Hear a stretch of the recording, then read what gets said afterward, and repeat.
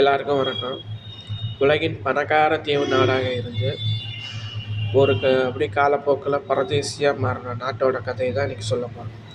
ஒரு குட்டி தீவு, வெறும் 21 சதுர கிலோமீட்டர் தான். ஆனால் 1970களில் அந்த நாட்டோட தனிநபர் வருமானம் சவுதி அரேபியாவோட அதிகம். வரி கிடையாது, காசுக்கு பஞ்சம் கிடையாது. ஆனால் இன்றைக்கி இந்த சுச்சுவேஷனில் இன்றையோட நிலைமை என்னென்னா, அந்த நாட்டில் இருக்கிற மக்கள்லாம் சாப்பாட்டுக்கு ரொம்ப கஷ்டப்படுறாங்க. இது நவுரு நாட்டோட கதை. இந்த நாட்டோட மண்ணில் பாஸ்பேட் அப்படிங்கிற உரம் அதிகமாக இருந்துச்சு.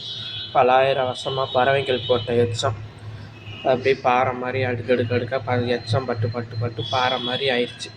அந்த பாறையை கியானோங்கெல்லாம் சொல்லுவாங்க. அங்கே பாஸ்பேட் மாதிரி இருந்துச்சு. உலக நாடுகளுக்கு எப்போ உரம் தேவைப்பட்டுச்சோ நவுரு அந்த நாடு, அதாவது அங்கே இருக்கிற பாஸ்பேட்டை வெட்டி விற்று பணமாக ஆக்குனாங்க. பணத்தை கோடியாக குவியலாக அள்ளுனாங்க. பணம் கொட்டுனதும் மக்களோட மனசு மாறிடுச்சு. அதாவது எப்படின்னா, ஒரு காரோட டயர் பஞ்சர் ஆனால் கூட அந்த காரையே தூக்கி போட்டுருவாங்க. டயரை மாட்ட மாட்டாங்க, காரையே தூக்கி போட்டுருவாங்க. அந்தளவுக்கு அவங்க வசதி ஆகிட்டாங்க. எதுவாக இருந்தாலும் உட்காந்த இடத்துலேருந்தே வேலை பார்ப்பாங்க.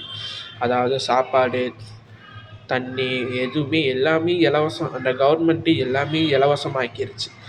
அந்த இலவசமாக்குனதுனால யாருமே மக்கள் உழைக்கலை. எல்லாமே கையில் காசு இருக்குங்கிறப்ப நம்ம என்ன பண்ண முடியும்?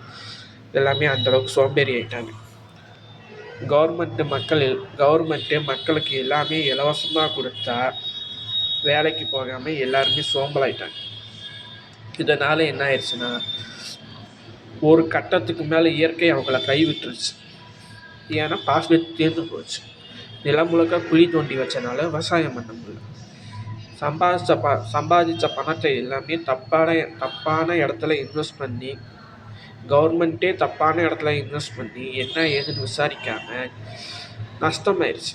இப்படியே போனால் என்ன, நாடு திவாலாயிடுச்சு. இன்றைக்கி அந்த நாட்டில் 90% பேர்த்துக்கு வேலை கிடையாது. அந்த 90% பேர்த்துக்கும் உடல் பருமன் மற்றும் சர்க்கரை நோய் அதிகமாக இருக்கிற நாடும் அதுதான். இயற்கையை அழித்தா அது நம்மளை அழிக்குங்கிறத ஒரு நவுரு நாட்டோட மிகப்பெரிய பாடம். எல்லாமே இலவசம்னு சொல்லி மக்களை சோம்பேறி ஆக்குனது இந்த நவுரு நாட்டோட ஒரு இன்றைய தலைமுறைகளுக்கு ஒரு பாடம். பணம் சம்பாதிக்கும் போது மட்டும் சேமிக்கணும். அப்படி சேமித்த பணத்தை ஒரு இடத்துல இன்வெஸ்ட் பண்ணி வைக்கணும், முதலீடு பண்ணி வைக்கணும்.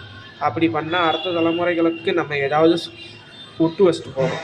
இந்த வீடியோ உங்களுக்கு பிடிச்சிருக்குன்னு நம்புகிறேன்.